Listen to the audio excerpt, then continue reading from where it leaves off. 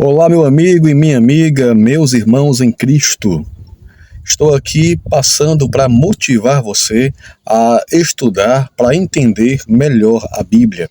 Deixa eu dar a você aqui nesse vídeo, rapidamente, umas dicas como você pode compreender corretamente a Bíblia. Você deve, ao escolher o texto para ler, reler, refletir, pensar. Isso, logicamente, após, no caso, antes, né? Antes você deve estar orando a Deus, pedindo sabedoria para entender. E logo após você vai ler, reler, meditar, procurar entender o texto. Você deve lançar ao texto algumas perguntas. Essas perguntas fazem parte do que nós conhecemos por hermenêutica, né?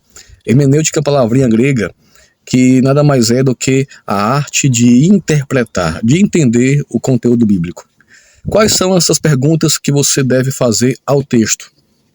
Saber quem foi que escreveu, saber para quem escreveu, do que está sendo tratado, o tema que está sendo tratado, saber em que circunstância o texto ali está inserido e está tratando, saber o contexto social, político, econômico, religioso da época do texto em questão.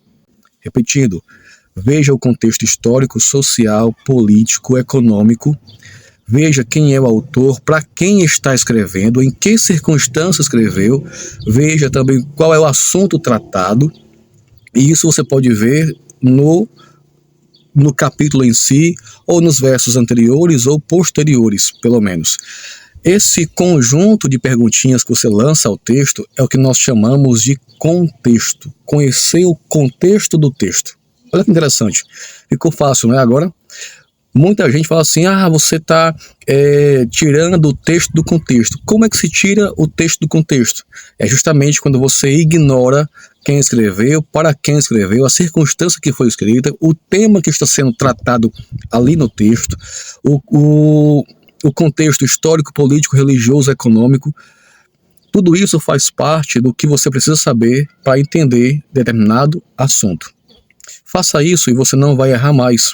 Existe uma outra palavrinha que eu queria deixar aqui também para você, chamada de exegese. O que seria uma exegese? É uma análise crítica textual, saber o que significa aquela palavrinha, certo? Além de saber o significado, saber a semântica. O que seria isso? É entender realmente o que está escrito. Para isso você precisa fazer uma boa leitura de texto. É o que nós chamamos de fazer uma boa interpretação de texto.